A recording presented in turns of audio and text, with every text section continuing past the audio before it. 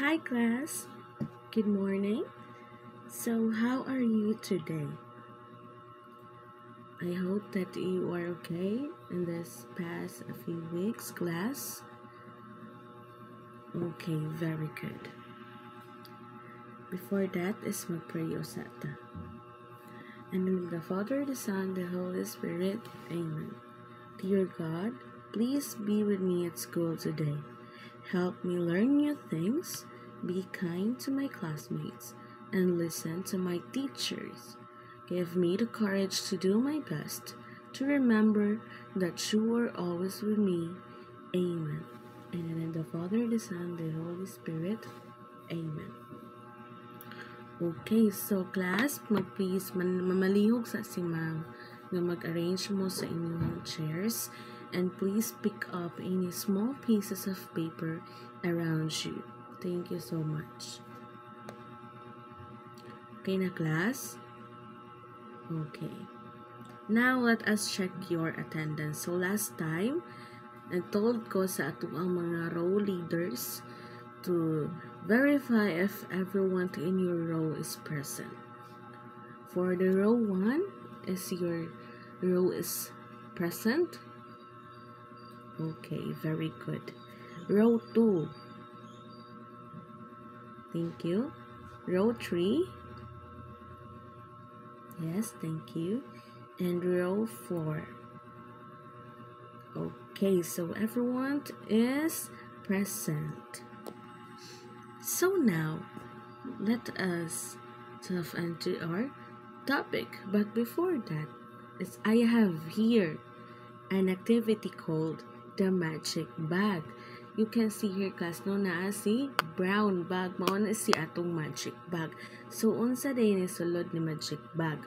So all you have to do is you will guess which one will grow if I plant it in the garden. Inyong buhaton is inyong tag-anon sa suod ni bag o asa atong ang mutubo if ako siyang itanom. Asa ato ang mabuhi. Okay, so atong ablihan si magic bag. Dara. So ang suod ni magic bag is a mango and a dinosaur. So if ato na siyang itanom ang duha class, asa man ka ang mutubo ana? Yes, ang mangga maoy mutubo kay si dinosaur toy raman siya.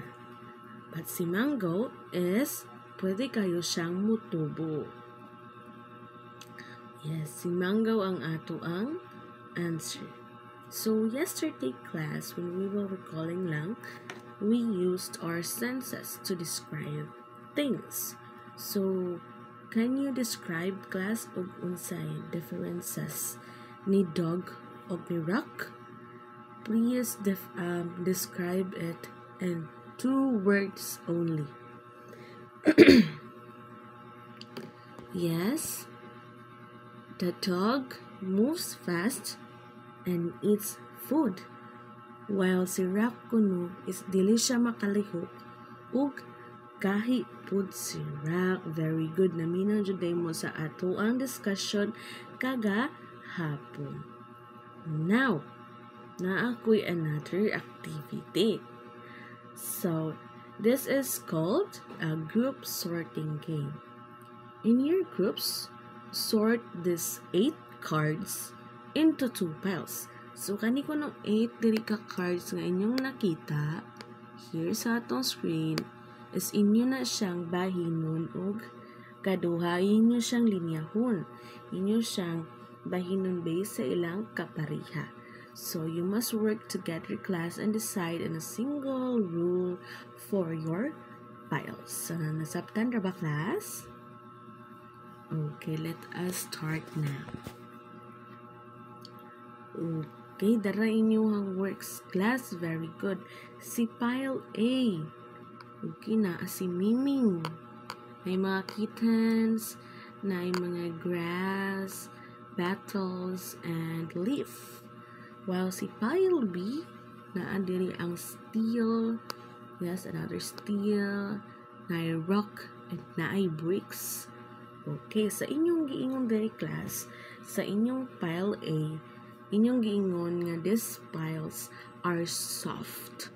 Okay. O inyo pong giingon diri nga kani nga pile A is naa siya life. So ngano kang naa siya life? O ngano kaha siya soft? And si B is pile siya nga hard, gahi, and wala daw siya life. Okay, very good. So, ato na i-check ang inyong answers later on in our discussion. So now, let us talk about living things and non-living things. This will be focused on the 5 signs of life. First is, I have here a quote. Living things grow and they need food and water to survive. Do you agree, class? Okay, no, tinuon jud kaayo kay dili man mabuhi kud ang usa ka tanom if dili siya tagaan sa iyang needs, just like the water, the sunlight. Yeah, correct. Mura na og humans, class.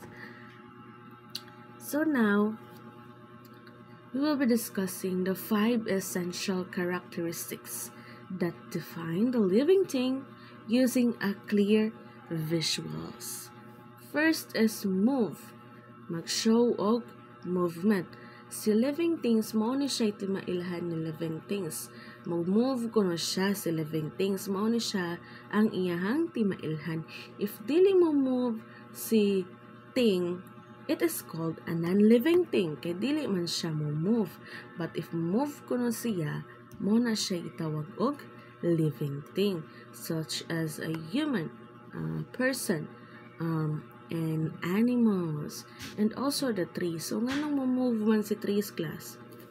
I mean, nganong dili move nga gikan dirihan niya, ni balihin dito. Dili siya na, class. Ni move siya because of his grow.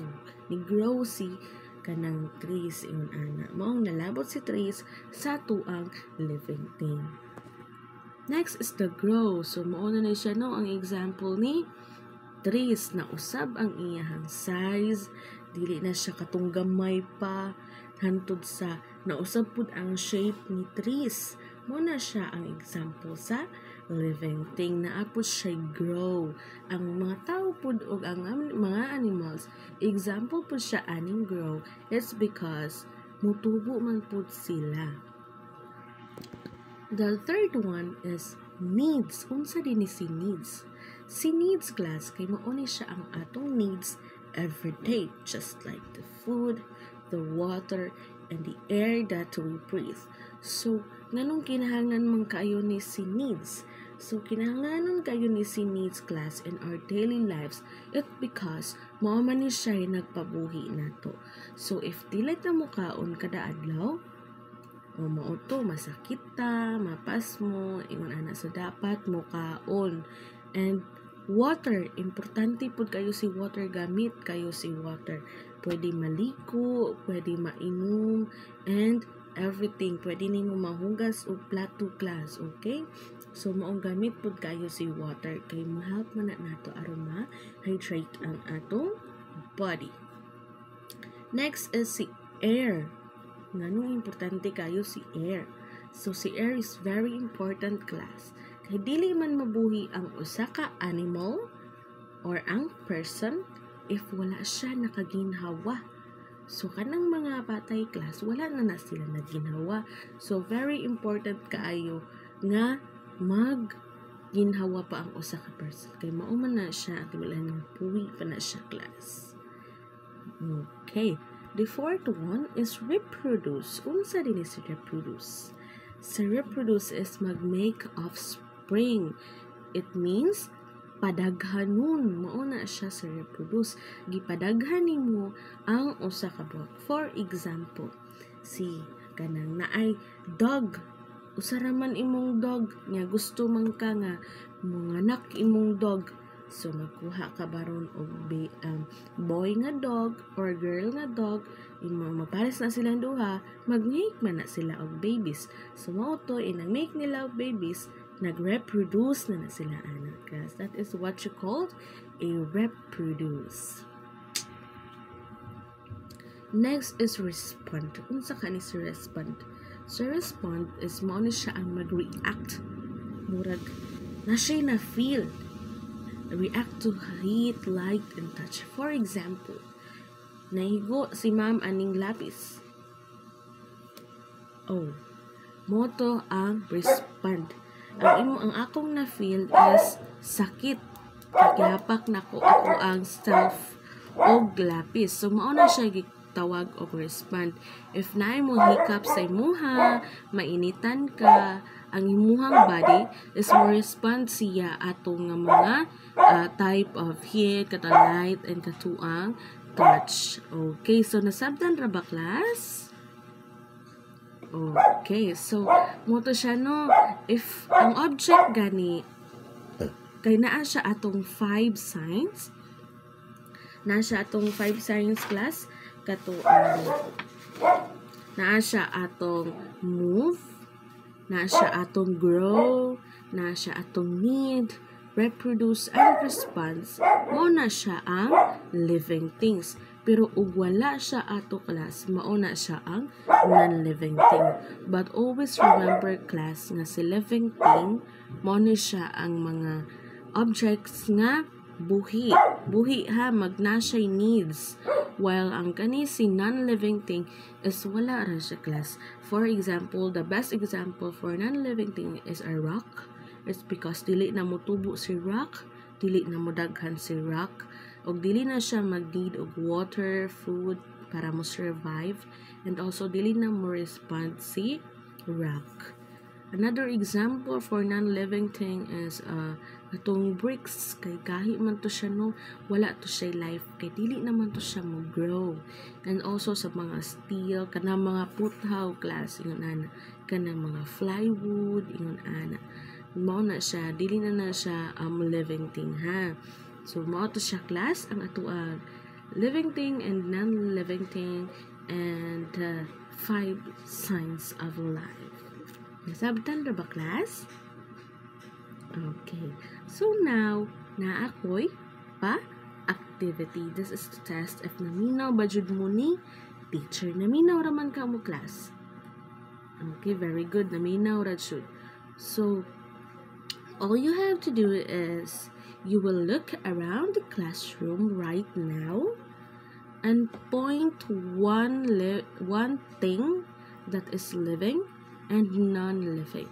So, ang inyong buhaton is palakaw-lakawon ta mo so diri sa atong classroom and you will point a thing or ang object nga buhi o dili buhi. Or sa inyong mga makita lang bisag naa sa gawas class. Okay, so, okay na, nasabtan na ba? Pwede na mo mag-start. I will give you 5 minutes lang, class, ha, to look around.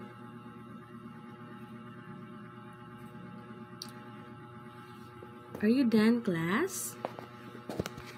Okay, so now, wow, mo ni ang inyong na-point out. For the living thing, inyong point out si trees outside the room o si grass, which is sakto dili. Okay, sakto. Nganong si trees o si grass man? Because mag-need man sila og water and ilahang sunlight o sana sa ilahang na nakapapuhi. And also si trees pod kay mo-grow man siya, mausab ang niyang size.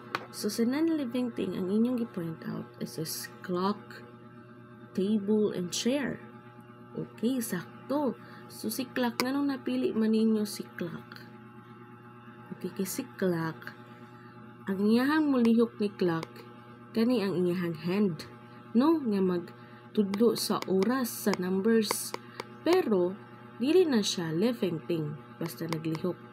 Kay ang nakapalihok niya ang battery man class. Mo na siyang non-living thing. Kay kana si clock dili na jud na siya mo dako, no, dili na siya mo grow unlike to the trees and grass. So non-living thing si clock. Very good. Another non-living thing is si table. Correct. Kay dili naman na siya motubo si table class no, dili na siya mausab. Okay. Next is si chair. Okay, very good. Very good, class. Give yourself a very, very good clap. 1, 2, 3. 1, 2, 3. Very good. Very good. Very good. Okay, nasabtan na jud ang ato ang discussion about our topic. So, ganun nga lang, karong nakoy pangutana class, you think about your classmates next to you. So, unsa man na siya? A living thing or a non-living thing, and why? Okay, ang imong classmate is living thing because pwede man siya move in any direction, and naapod siya kanang need nga food, water, and air, and also mo respond pod ato ang classmates. Wow, very good. So, class, if a scientist want to know if something is alive, they don't just look at one trait. So, sa scientist class, if ganahan sila makabalo o buwi ba ni siya ang usa ka object, dili na sila magtan-aw sa usa lang ka trait or usa lang ka characteristic. So, usa ganito ang 5 signs that something is truly a living thing. Okay, si move, si grow, si need, si respond, o si reproduce. Mao po na siya ang gipangita nga characteristics ni scientist. Very good. So now, please, ready na ba mo sa atong quiz for today? Okay, please get a 1/2 sheet of paper and answer this. So the instruction is you will complete the sentence below using the word living or non-living. For example, the number 1, a mango tree is a blank thing because it can grow taller from the word grow. Si mango tree kuno is blank kay mo grow kuno siya. Unsa man to siya ang mo grow? Living thing or non-living? Very good. Si mango tree is a living. Okay, so pwede na mo mag-answer sa 2, 3, 4, and 5. I will give you 5 minutes to answer.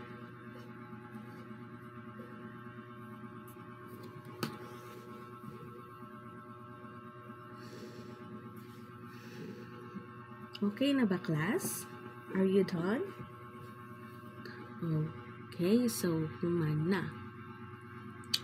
Pass your papers, class, and mag-check si ma'am sa inyong papel. But before to mag-check, is ato ni siyang answeran. Okay, so proceed na tayo sa number 1. Atong answer is living.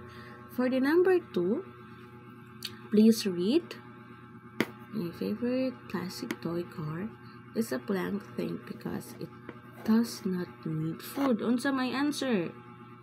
Correct. Non-living because wala man daw siya nag-need og food. Number 3. The ability of a flower to turn towards the sunlight is a response.